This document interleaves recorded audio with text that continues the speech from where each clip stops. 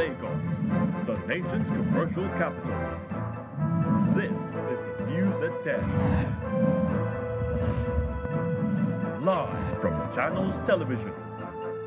Reporting tonight, Ayotunde Balogun.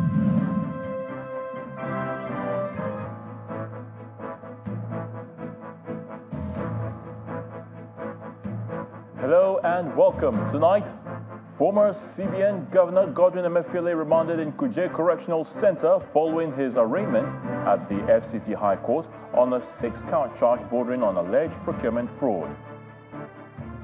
Appeal Court upholds tribunal judgment sacking Governor Abba Yusuf of Kano State from office, affirms the election of Governor Bala Mohammed of Bauchi State in the March 18th governorship poll, and INEC issues certificates of return to Governors Hope Uzodinma of Imo State, Doyediri of Bayelsa State, and Kogi State Governor-elect Usman Ododo following their victory in the November 11th off-cycle elections. On business news tonight, Nigeria's Sovereign Investment Authority and the International Finance Corporation sign agreement to help boost renewable energy access in the country. On sports news tonight, Everton becomes the first English Premier League club to be deducted points for breaching profitability and sustainability rules over their finances in the 2020-21 season. And from Abuja, the PDP and SDP rejects the outcome of the November 11th governorship election in Kogi State, maintain that the election was marred by massive irregularities. And in international news from London, Israel says its troops have found the body of a second woman held hostage by Hamas during a search close to Al-Shifa Hospital in Gaza.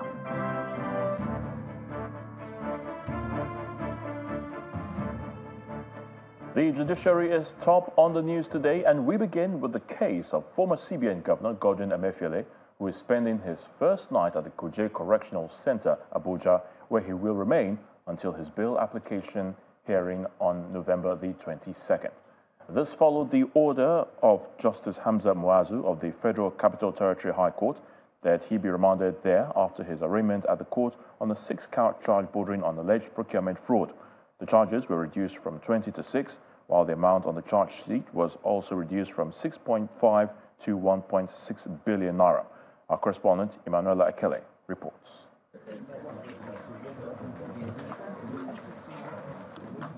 The former governor of the Central Bank of Nigeria, Mr. Godwin Emefiele, at the Federal Capital Territory High Court on Friday to answer to a 6-count amended charges brought against him by the federal government, bordering on procurement fraud amounting to 1.6 billion naira. Initially, the federal government had leveled a 20-count charge against the ex-CBN governor for procurement fraud involving 6.5 billion naira. However, this was later reduced to 6 counts, totaling over 1.6 billion naira, for which he was arraigned.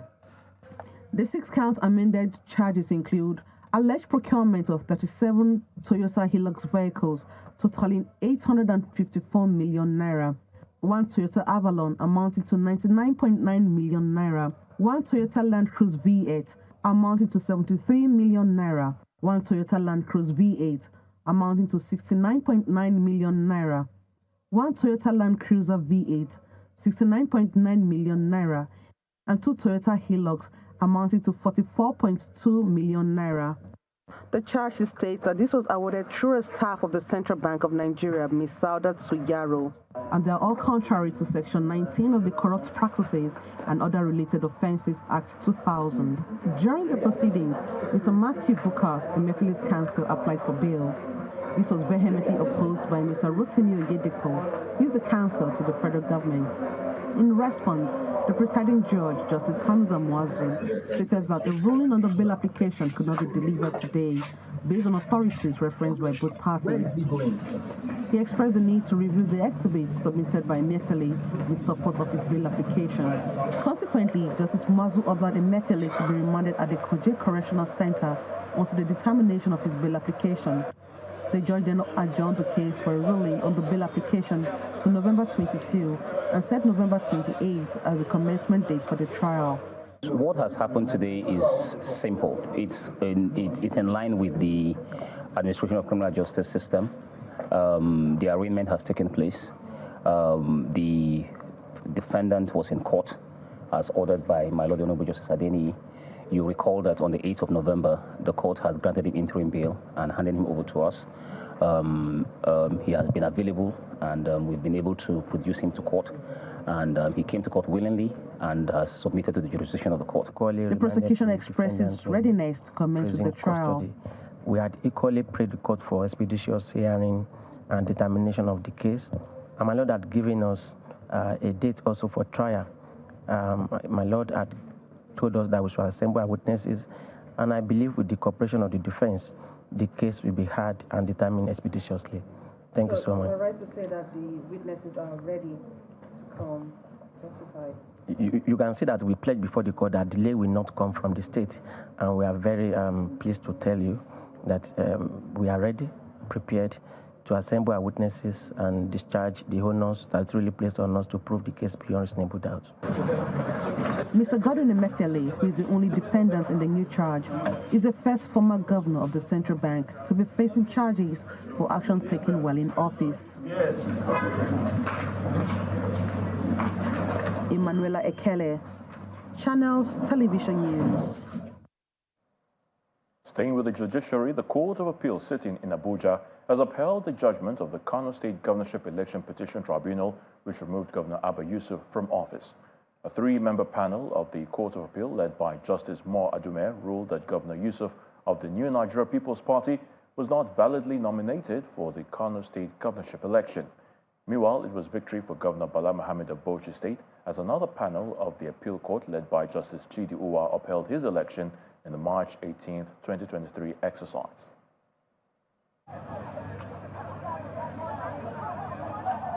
The huge crowd at the entrance of the Appeal Court in Abuja gives an indication of what to expect from the day's court sitting. It is judgment day for the appeal filed by Governor Abba Yusuf of Kano State, who is challenging the judgment of the tribunal, which sacked him in September, and that of the Bauchi State governorship candidate for the All Progressives Congress, who appealed the judgment of the tribunal that upheld the election of Governor Bala Mohammed. Security operatives struggled to control access, firing tear gas to disperse the crowd, who were trying to force their way through. Inside, supporters of both parties filled the courtroom, where Justice Mo Adume leads a three-member panel on the Kano State Election Petition Appeal. Governor Yusuf is challenging the tribunal judgment on 9 grounds, including that the tribunal erred in nullifying his election on the basis of unsigned ballot paper, that the tribunal erred when it ruled that he was not properly nominated by his party, that the tribunal erred to have deducted all votes recorded in the unstamped ballots. One after the other, the appeal court delivered judgment on all 9 issues brought before it in favor of Mr. Nasir Gawuna, the governorship candidate of the All Progressives Congress, and awards of 1 million naira cost against the Kano State governor. We have stated it even before we filed the petition that the NNPP did not win by a majority of the valid votes, and also NNPP did not have a valid candidate. Today we have been justified. The Court of Appeal has upheld our argument. All the 3 appeals filed by Abba Kabir Yusuf, NNPP and INEC has been dismissed, and of course our cross appeal has been upheld. Cost of 1 million naira was awarded against the appellants.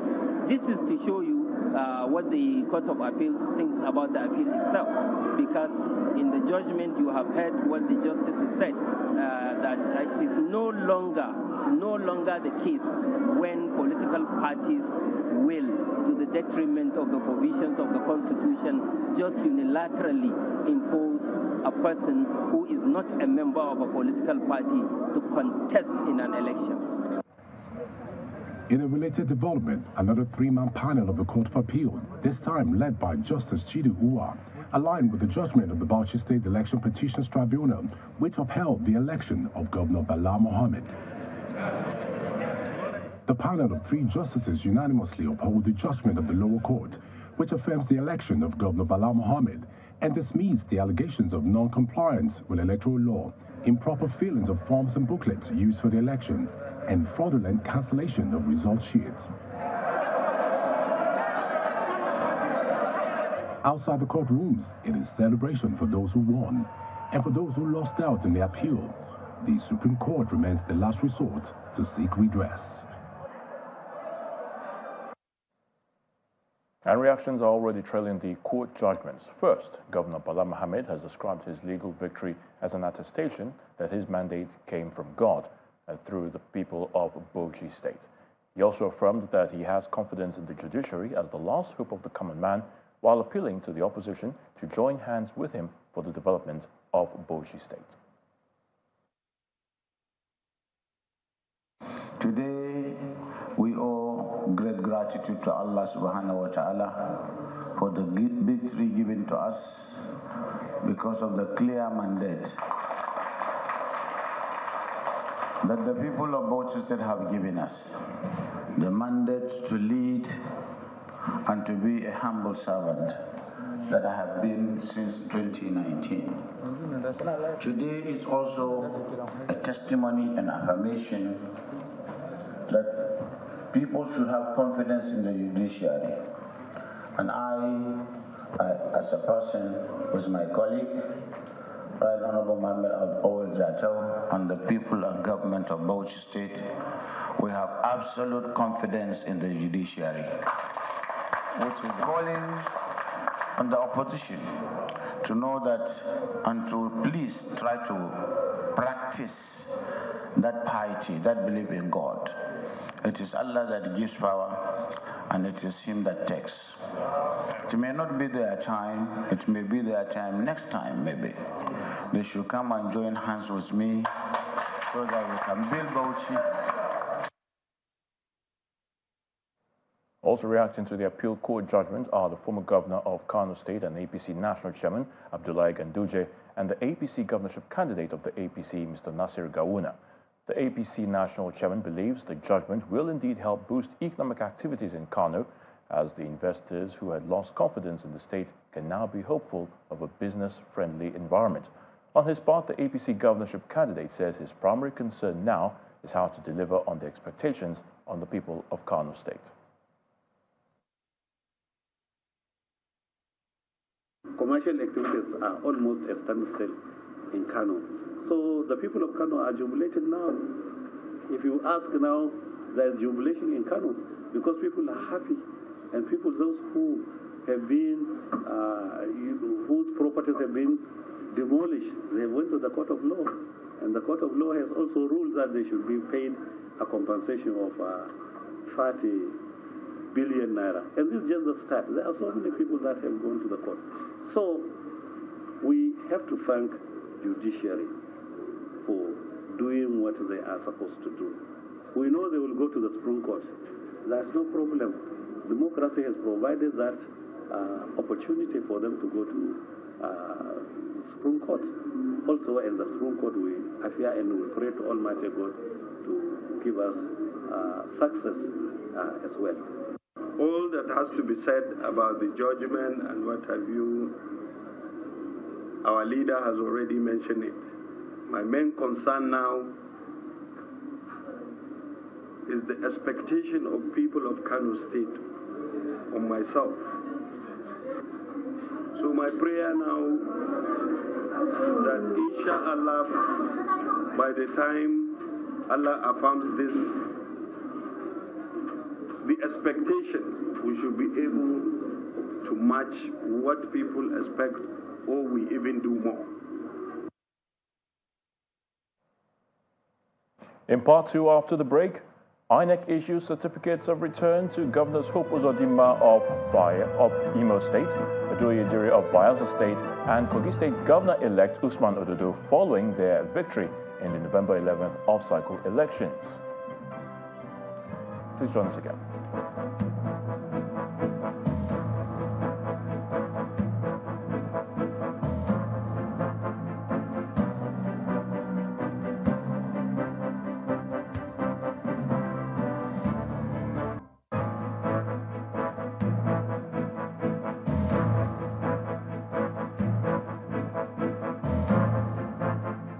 Welcome back. If you've just joined us, you're watching the News at 10 coming to you live on Channels Television Lagos. A reminder of our top stories. Former CBN Governor Godwin Emefiele remanded in Kuje Correctional Center following his arraignment at the FCT High Court on a 6-count charge bordering on alleged procurement fraud.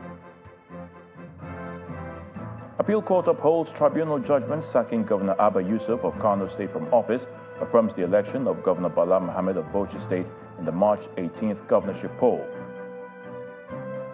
INEC issues certificates of return to Governors Hope Uzodinma of Imo State, Joy Idiri of Bayelsa State, and Kogi State Governor-elect Usman Ododo following their victory in the November 11th off-cycle elections. And Israel says its troops have found the body of a second woman held hostage by Hamas during a search close to Al-Shifa Hospital in Gaza.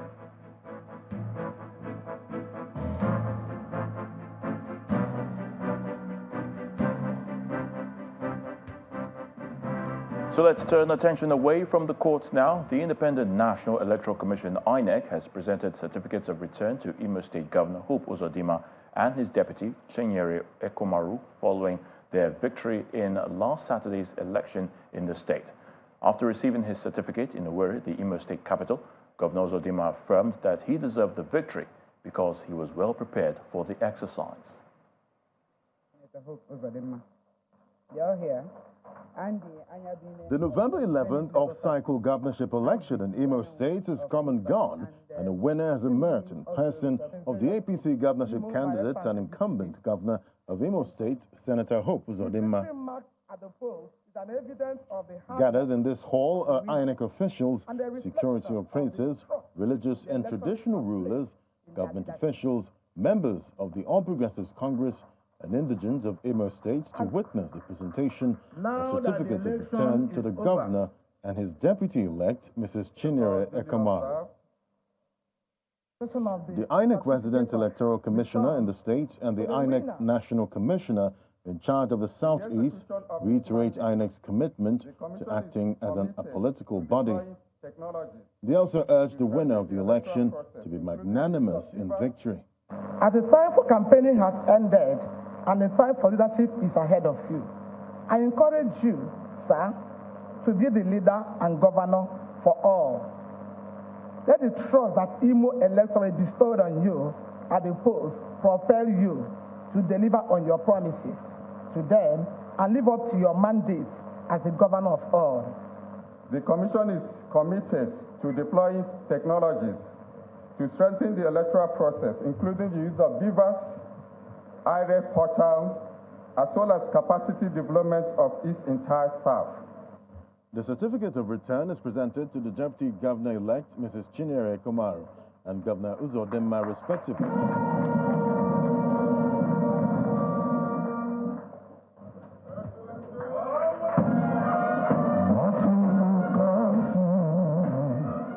For Governor Uzodinma, his victory is for all Imo indigents. By upholding the sanctity of electoral process, INEC has deepened our democracy with assurance that our votes will always count. I therefore commend INEC for a job well done, while also urging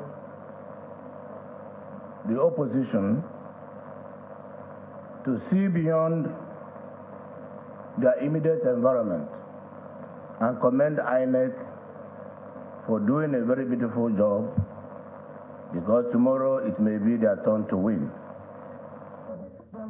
The presentation of certificate of return to the winner of the November 11 governorship election in Imo State brings to an end INEC's pre-electoral and electoral activities within the timeline stipulated by the Electoral Act and election guidelines for the off-cycle governorship elections. Meanwhile, Governor Joy Idiri of Bayelsa State and his running mate, Senator Lawrence Erujakpo, have also received their certificates at the INEC headquarters in Yenagoa, the state capital. Governor Idiri applauded the president for enabling a level playing field in the election, which helped him to achieve his victory. The Independent National Electoral Commission's office in Yenagoa, the Bayelsa state capital, plays host to Governor Joy Idiri, winner of the November 11th governorship election in the state. The governor and his deputy, accompanied by some supporters, are at the INEC state office to receive their certificates of return. Governor Bayelsa State, who is the governor-elect in the just concluded Bayelsa governorship election, the receipt of his certificate of return. I want to congratulate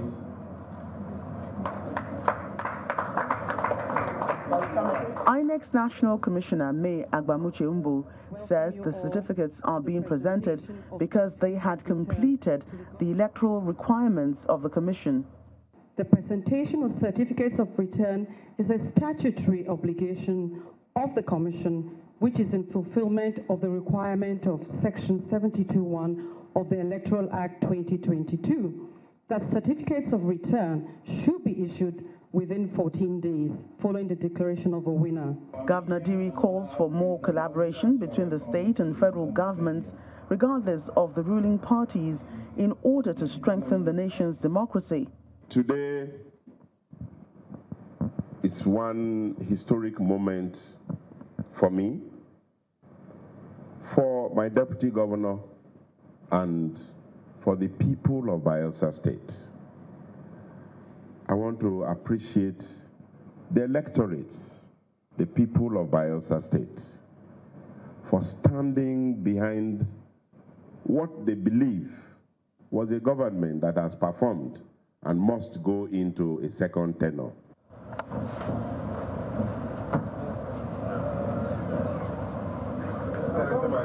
Congratulations. Welcome back. Later, in the spirit of celebrating the victory with the governor, former President Dr. Goodluck Jonathan pays him a courtesy visit. You win an election, and you win the way you have won, free, clear. We have to commend you.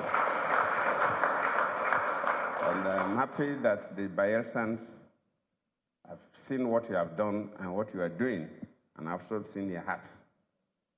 And they say, it's good you complete your 4 years. With the off-cycle elections over, the people of Bayelsa State will be looking forward to reaping the benefits of democracy.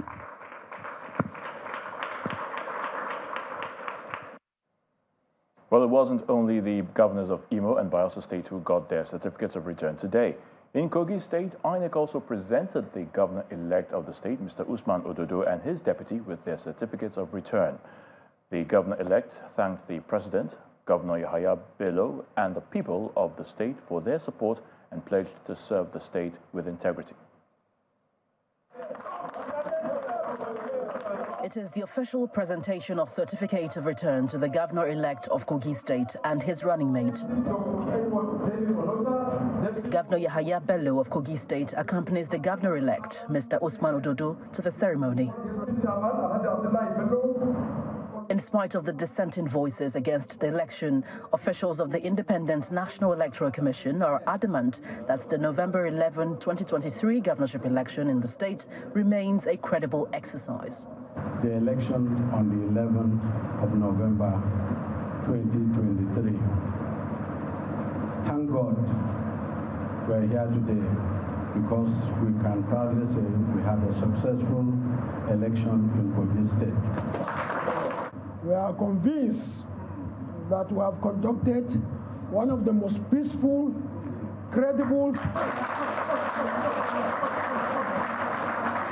free and fair elections. The National Commissioner in charge of Kogi, Kwara, and Niger states presents the certificate of return to the governor-elect and his running mate.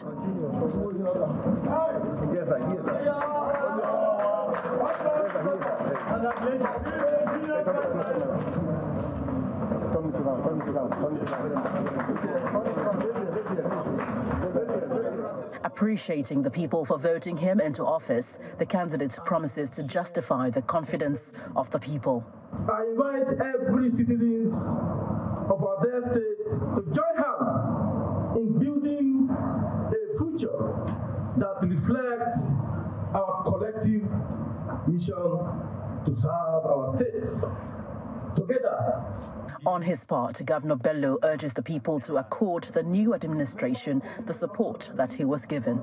To the glory of God, the good people of Kogi State elected freely, fairly, in an exercise that was so free of rancor.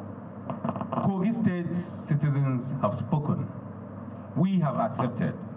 Mr. Ododo is expected to assume office as the 7th democratically elected governor of Kogi State on January 27, 2024. The winner may have emerged in the Kogi State governorship election, but the People's Democratic Party and Social Democratic Party are insisting that the exercise was marred by massive irregularities.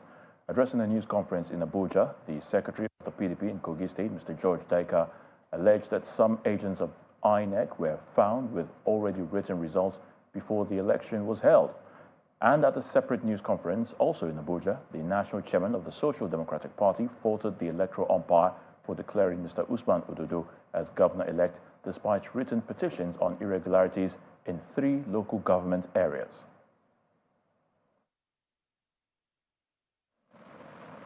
The hall is filled to capacity as members of the National Working Committee of the Social Democratic Party and officials of the Kogi State Governorship Campaign Council meet to state their position on the November 11, 2023 governorship elections in Kogi State. But 2, we have also officially applied.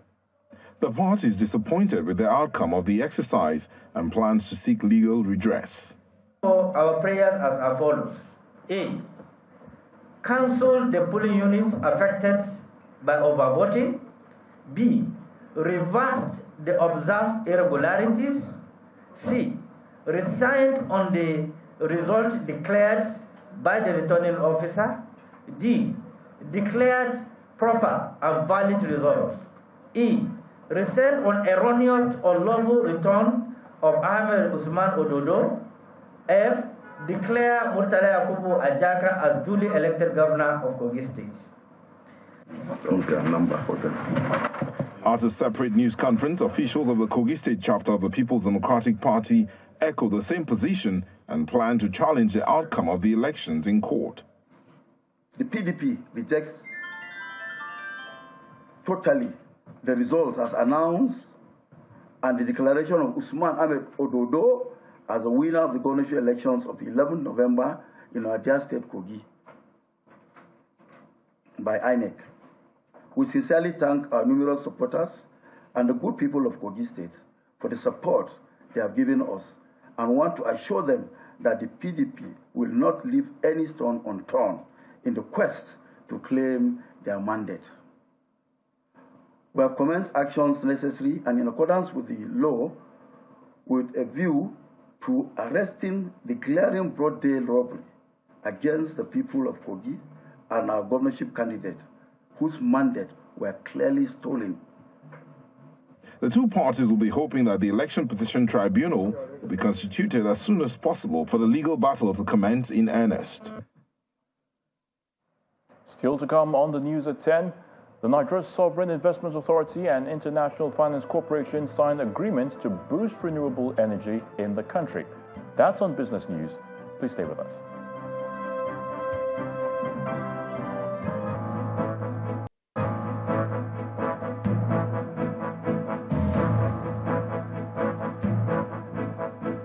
Welcome back. Let's now head to the nation's capital, where Victor Matthias is on standby to give us the very latest from our Abuja studios. Great to see you again, Victor, and thank God it's Friday. Indeed, Ayatollah. Thank God it's Friday, and welcome to the nation's capital. Now, some personnel of the Nigerian Air Force today invaded the Kaduna State Zonal Office of the Economic and Financial Crimes Commission over the arrest of some suspected internet fraudsters, including 7 military personnel. The military operatives arrived at the EFCC office located at number 4 Wuruno Road in the Kaduna State capital around 10 a.m. in about 3 Hilux patrol vans. As the drama unfolded, the Air Force personnel and policemen attached to the EFCC engaged each other in a shouting match. The spokesman of the EFCC, Dile Oyewale, later told Channels Television that the suspects, made up of 6 personnel of the Air Force and one army official were arrested on Monday for internet-related fraud. The 7 suspects were eventually released to one of the military officers who led the invasion, according to the agency's operational standards. And to company news, the chairman of Lee Engineering and Construction Company Limited, Mr. Limon Ipea, has been speaking of his vision for the organization for the next 10 to 30 years. And this, according to him, is to build profitable and sustainable growth, develop a robust succession plan, and take the group to the public by listing on the stock market. He made the remark at a town hall meeting to mark the company's 32nd anniversary in Lagos, where stakeholders applauded his doggedness and strides. The first is to build profitable and sustainable growth and gain market shares across the various businesses in the group. The second is to develop a robust and sustainable succession plan for the League Group. The third is to take the League Group to the public by listing the stock into the stock market. In his goodwill message, the Executive Secretary of the Nigerian Content Development and Monitoring Board, Simbi Wapote, makes a call for corporate governance. You allow the business to run clearly with mindset that is devoid of interference and let the corporate organization take its decision. The keynote speaker, Professor Patutomi, shares a charge with the leadership of the company. What's the business of some people to be looking at tomorrow? Engineering, construction area of engineering and is a high-level service provider in engineering, procurement, construction, operation, and maintenance in the oil, gas, and power sector of the Nigeria's economy.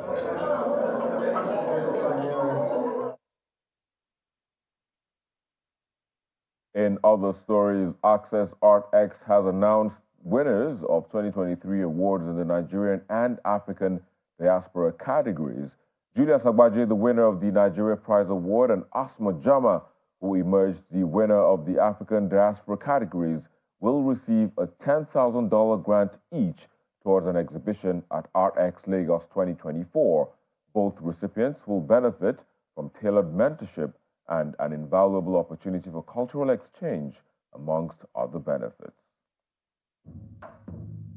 It's the celebration of creativity and opportunity for emerging artists from Africa and diaspora to develop their practices and as well positioned for the highest level of success on the global stage.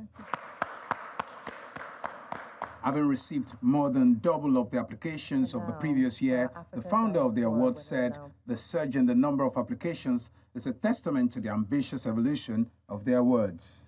We're proud to report that we received over 3,500 applications. And so now we are with you today to announce this year 2 winners of the prize, one for the Nigeria Award and the other for the Africa Diaspora Award. Thanks to the support of Access Holdings, our winners this year will receive a fully funded 3-month residency at Gasworks London for the Nigeria winner, or for the Africa Diaspora winner, a 3-month residency at Gas Foundation in Lagos. ArtX Lagos was launched as a dynamic platform to showcase and support the breadth and depth of contemporary art from Africa and its diaspora. The process expectedly was thorough. These guidelines encompassed various aspects such as originality, creativity, artistic technique, and approach. The presented ideas in each applicant's motivation letter, the quality of representation, an artist's choice of medium in their portfolio, and we also put into consideration our jury's subjective evaluations. And then we have our winner. And the moment we've all been waiting for, announcement of the winners. Nigeria Award, and this artist is Julius Agbaje. Of the Africa Diaspora Award is Asma Jama.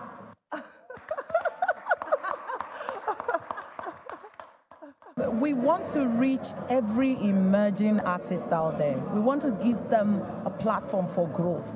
We are a strong believer in the power of arts in changing the narrative of Africa and its diaspora. We want to give every dreamer the chance to achieve their dreams through Access Bank. Launched in 2016, Artex continues to highlight the visual arts and contribute to the increased visibility of African artists, creating a strong, vibrant arts market and positioning Lagos as a cultural capital of the continent.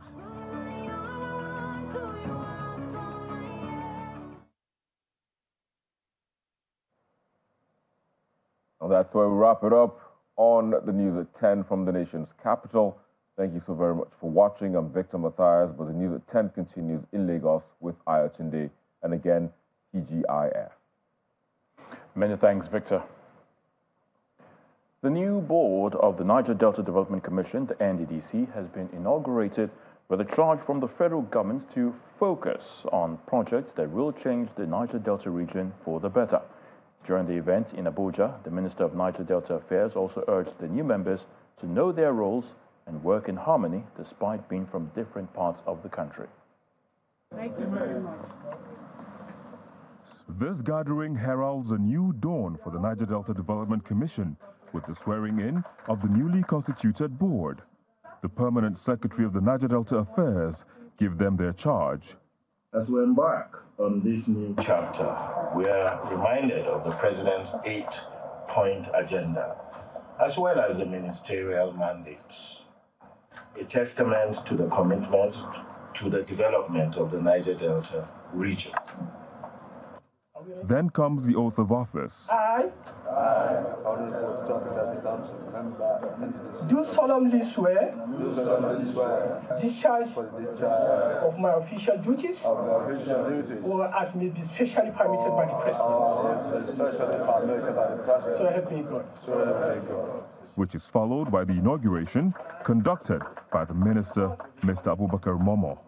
Having taken the oath of office, the board is hereby inaugurated. We need to be very much conversant with the 8 presidential priorities of Mr. President, ranging from food security, ending of poverty, inclusivity, job creation, anti-corruption stance, rule of law, and all. Some of the new members share their optimism for the days ahead. Once you have sincerity of purpose, and that should help in guiding the process. Even before today's inauguration, as a board, we met informally. We've had interactions, and we've made it clear that we need to move away from the old order.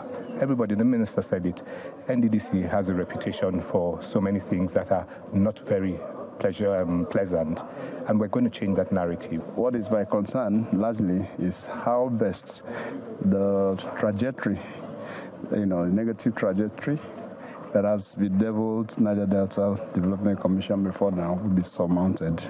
We're going to do new things, quite new things, so that we'll achieve better results. These new board of the NDDC faces a significant task as they embark on this national assignment to improve the infrastructure of the Niger Delta region and thereby improve the economy and well-being of the residents of the region.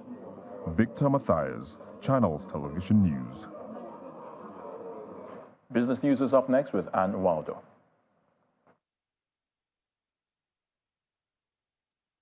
Banking so easy, so simple. Dial *894# now to experience it. You first, First Bank.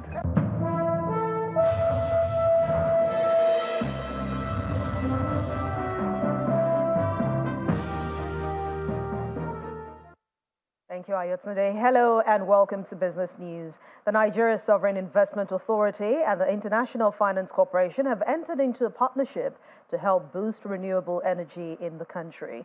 Speaking at the signing of a Memorandum of Understanding between both organizations in the nation's capital, Abuja, the Managing Director of the Nigeria Sovereign Investment Authority, Mr. Aminu Omar Sadiq, explains that the new deal will provide a better energy infrastructure for Nigeria.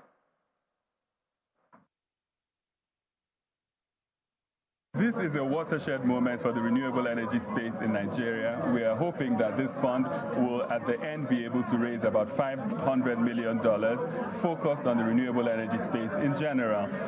The strategy is threefold. The first is around diesel displacement, the second is around franchising in general, and then the third is around a backward integration towards PV manufacturing in Nigeria.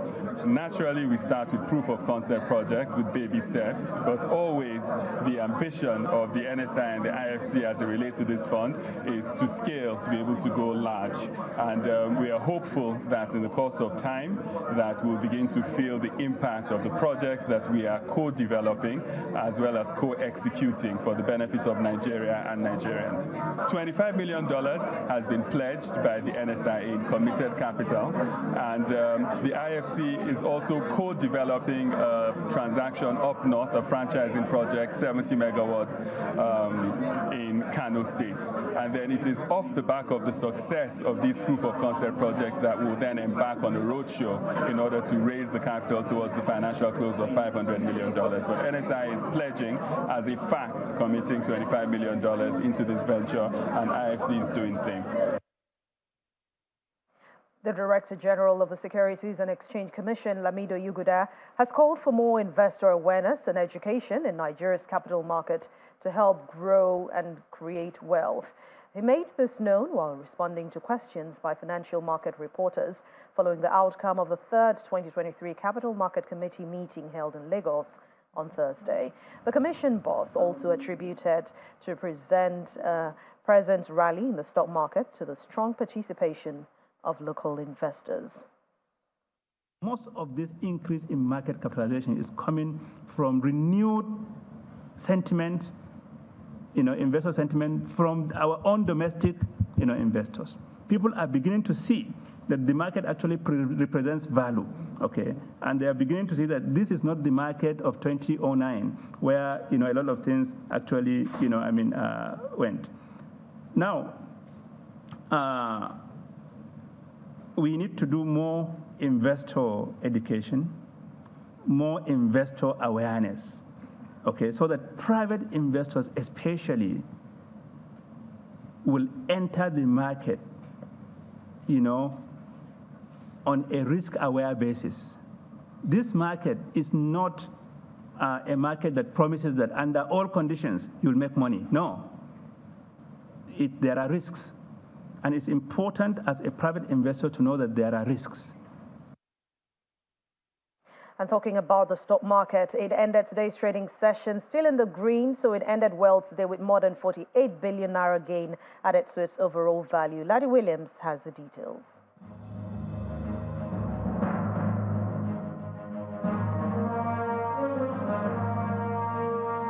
Hello and welcome to the Stock Market Report. Time for the TGIF trading day for the week. Well, after hitting the snooze button yesterday, we have a more convincing positive close for the all-share index, 0.12%, going deeper into the 71,000 level by 112 points. Market cap sitting tightly at 39 trillion. Let's look at the sectoral performance now. We see oil and gas counter taking the shine today, snapping that flat trend has had for the past couple of weeks, 3.71%, big jump.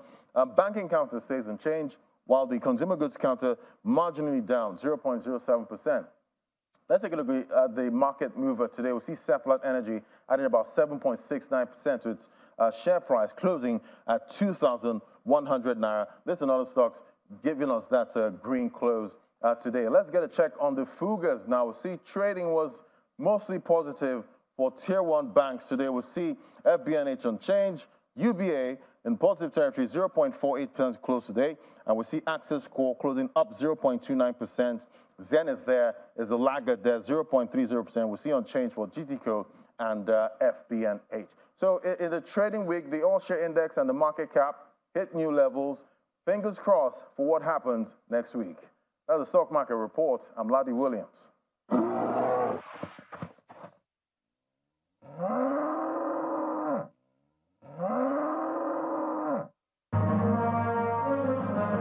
Thank you for watching Business News Tonight. I'm Anne Mwawadu. The rest of the news at 10 continues now with Ayat Sunday. Have a wonderful weekend. Banking so easy, so simple. Dial *894# now to experience it. You first, First Bank. Thank you so much, Anne. Israel's war cabinet says it will allow 2 fuel trucks into the Gaza Strip daily for the United Nations to continue aid work, and that delivery will be tracked to make sure it doesn't get to Hamas.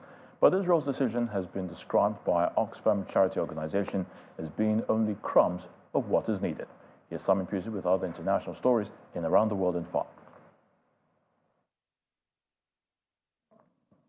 Good evening and welcome to the channel's studios here in London with your international news around the world in 5.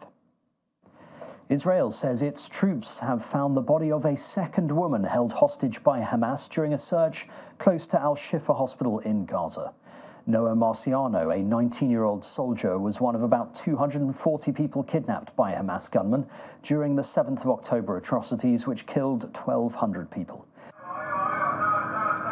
Israeli forces raided Al-Shifa hospital earlier in the week, believing it to contain a Hamas command center, something Hamas denies. Meanwhile, the UN says a lack of fuel means that it can no longer bring aid into Gaza from Friday. UNRWA is now running out of fuel. We will not be able to uphold our commitment to provide for the Palestinian people any longer. I do believe there is a deliberate attempt to strangle our operation and paralyze the UNRWA operation. Meanwhile, a march calling for the release of all hostages held by Palestinian militants in Gaza has proceeded towards Jerusalem, with thousands of relatives, friends and supporters of the cause participating. Friday marked 42 days since about 240 Israelis and foreign nationals were kidnapped from Israel into Gaza during the Hamas onslaught on Israeli communities. At one stage, the marchers were addressed by Germany's ambassador to Israel, who told them, "We are with you." We have been with you in our hearts and in our minds from the 7th of October. We feel the pain that you and your families feel. We pray and hope all day, all night for the release of everyone, the unconditional release of everyone. Everyone must come back healthy and safe. We work for this on all political and diplomatic levels, and we just ask you to keep the hope alive. And it's wonderful, wonderful to see all of you today here. Very impressive, and that's all really I can say. Rescuers have drilled about 1/3 of the way into the debris of a collapsed highway tunnel in India in an attempt to reach 40 workers trapped inside for the past 5 days. Drilling had penetrated through about 24 meters of debris, but there are still another 40 meters to go. The workers have been supplied with food, water and oxygen through a pipe, and authorities have been in contact with them via walkie-talkies. The 4.5-kilometer tunnel in the northern state of Uttarakhand is part of the Char Dam Highway, one of the most ambitious projects of Prime Minister Narendra Modi's government. Officials in eastern Ukraine's Kharkiv region have begun building heavily fortified underground schools that will allow children to safely return to in-person studies as the war continues. Schools in the region of around 2.5 million bordering Russia were forced into online learning after the February 2022 attack. Kharkiv is frequently targeted by Russian missiles, drones and artillery, with the governor reporting on Thursday that settlements in 3 different districts had been struck over the past 2 days. 2 schools each, accommodating up to 500 people, are currently under construction and will be able to withstand direct hits. More are planned by the end of the next year. Pedro Sánchez has been sworn in as Spain's new Prime Minister by King Felipe. El Congreso de los Diputados ha otorgado su confianza por mayoría absoluta en primera votación. Spain's parliament voted to make Sánchez Prime Minister for another term yesterday, ending a protracted deadlock after an inconclusive general election in July. His Spanish Socialist Workers' Party reached separate deals with a number of regional parties to earn their backing, including a contentious bill on amnesty for Catalan separatists that has sparked protests across Spain. And talented people around the globe who have been busy breaking records, doing all kinds of things from pogo sticking to hand skipping, are being celebrated this Guinness World Records Day. In the UK, Paul Swift got set up at famous motor racing course Silverstone and set a new world record for the tightest gap driven through by a pickup truck on 2 wheels. Other record breakers include a team in Japan who skipped on their hands and broke the record for the most consecutive double Dutch style handstand skips, team of 2. And that's your international news around the world in 5. Now back to the channel's studios in Lagos.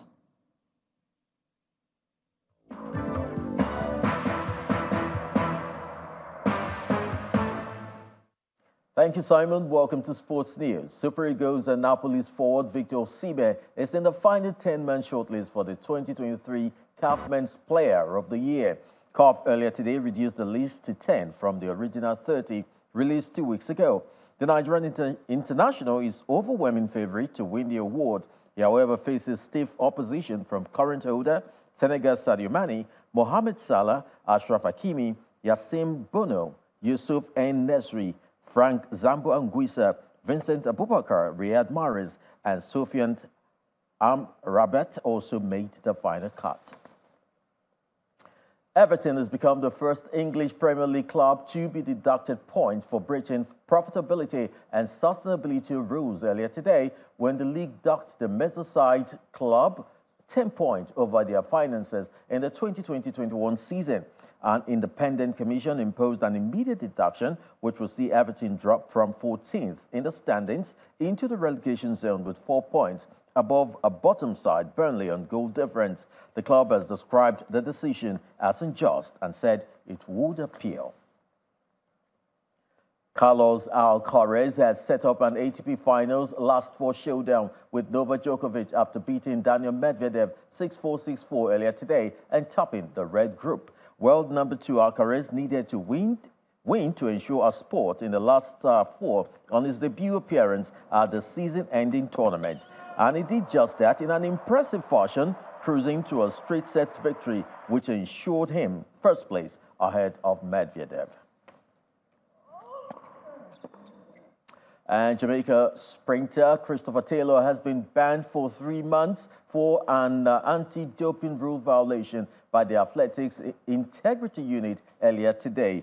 Taylor, who helped Jamaica to silver in the 4x400 meters relay at the 2022 World Championships, failed to submit to a sample collection in an out-of-competition test roughly a year ago. The suspension is applicable from a year ago, and Taylor will be eligible again in May 2025. And that's it on sport. It's back to you, Ayotunde.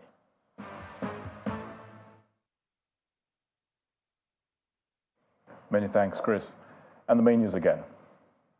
Former CBN Governor, Mr. Godwin Emefiele, was today remanded in Kuje Correctional Center following his arraignment at the FCT High Court on a 6-count charge bordering on alleged procurement fraud. That's the news at 10 tonight. Many thanks for watching. I'm Ayotunde Balogun, and do have a great weekend. And please stay safe.